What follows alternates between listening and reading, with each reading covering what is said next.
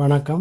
வாழைப்பூ பொரியல் எப்படி செய்கிறதுன்னு பார்க்கலாம். இதுக்கு தேவையானது வாழைப்பூ 1, தேங்காய் அரை மூடி, மிளகு 2 டீஸ்பூன், கருவேப்பிலை தேவையான அளவு, கசகசா 3 டீஸ்பூன், கடுகு தேவையான அளவு, வத்தல் 3, உளுந்தம்பருப்பு 1 டீஸ்பூன், உப்பு தேவையான அளவு, ஜீரகம் ஒரு 3 டீஸ்பூன். இப்போ இந்த வாழைப்பூவை தனியாக பிரிச்சுக்கோங்க. அந்த தோலை உரித்து எடுத்து போட்டுட்டு அந்த பூவை மட்டும் தனியாக வெளியே எடுத்துக்கோங்க. வெளியில் எடுத்த பிறகு பூவோடைய நீளம் அதிகமாக இருக்கிறனால நம்மளால் அப்படியே சாப்பிட முடியாதனால சின்ன சின்னதாக கட் பண்ணிக்கோங்க.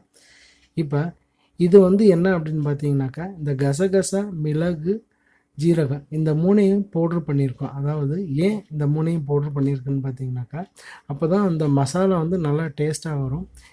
இதனோட கொஞ்சம் காரம் அதிகமாக வேணுன்றவங்க 2 வத்தலையும் சேர்த்து பவுட்ரு பண்ணிக்கோங்க, இல்லைன்னா நார்மலாக பண்ணிக்கோங்க.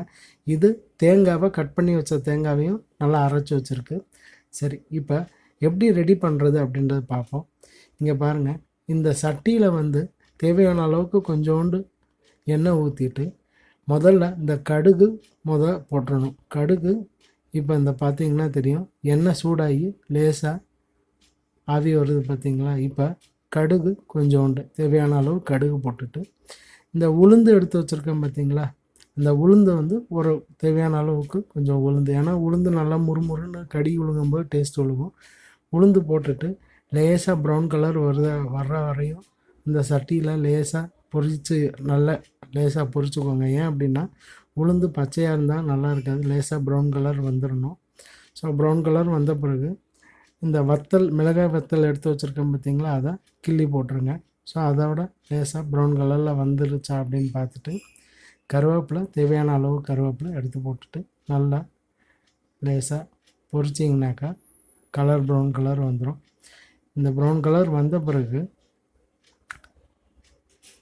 ஏன்னா நல்லா முருவலாக வந்துடணும், ப்ரௌன் கலர் வரணும். வந்த பிறகு நம்ம இந்த ஜீரகம், கசகசா, இந்த மிளகு எல்லாம் போட்டு பவுட்ரு பண்ணியிருக்கோம் பார்த்தீங்களா, அதையும் போட்டு லைட்டாக வறுவல் மாதிரி லேசாக வறுத்துடணும்.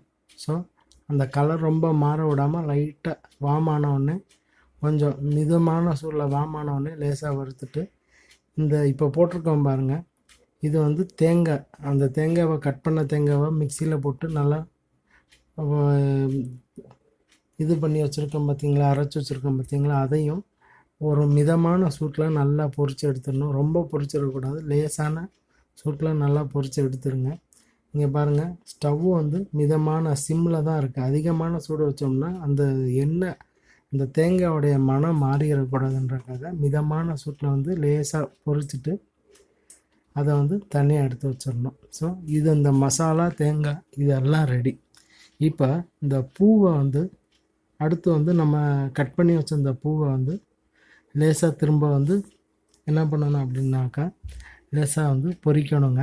ஸோ அதுக்காக கொஞ்சோண்டு எண்ணெயை ஊற்றிட்டு, எண்ணெய் சூடான பிறகு அந்த பூவை சட்டியில் போட்டு லேசாக வதக்குங்க. அதாவது ஒரு நல்லா ப்ரௌன் கலரில் ஆன பிறகு, ப்ரௌன் கலர் வர்ற வரையும். ரொம்ப பச்சையாக இருந்துச்சுன்னா சாப்பிட நல்லா இருக்காது, அதனால் லேசாக நல்லா ப்ரௌன் கலர் வர்ற மாதிரி நல்லா வதக்குங்க. அதாவது இந்த மாதிரி பார்த்திங்கன்னா உங்களுக்கே தெரியும், போக போக அந்த கலர் மாறும் பாருங்கள். பச்சையாக இருக்கிற அந்த பூவோடைய இது நல்லா ப்ரௌன் கலரில் மாறும்.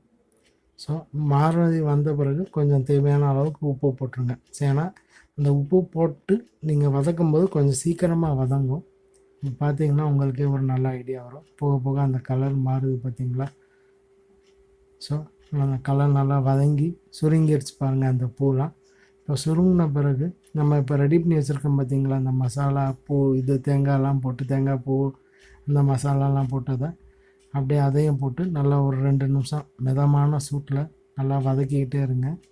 ஸோ ரொம்ப சூடாக இருந்து வதக்குனிங்கன்னா கருகிடக்கூடாது, அதனால் மிதமான சூட்டில் வதக்கிட்டு அந்த சூட்டோடு அப்படியே ஸ்டவ் ஆஃப் பண்ணிட்டு நல்லா மிக்ஸ் பண்ணிடுங்க. ஸோ இப்போ வாழைக்காய் பூ பொரியல் ரெடி. பாருங்கள் எப்படி இருக்குன்னு. நல்லா டேஸ்ட்டாக இருக்கும். நீங்கள் செஞ்சு சாப்பிட்டு பாருங்கள், ரொம்ப நல்லா டேஸ்ட்டாக இருக்கும். நன்றி.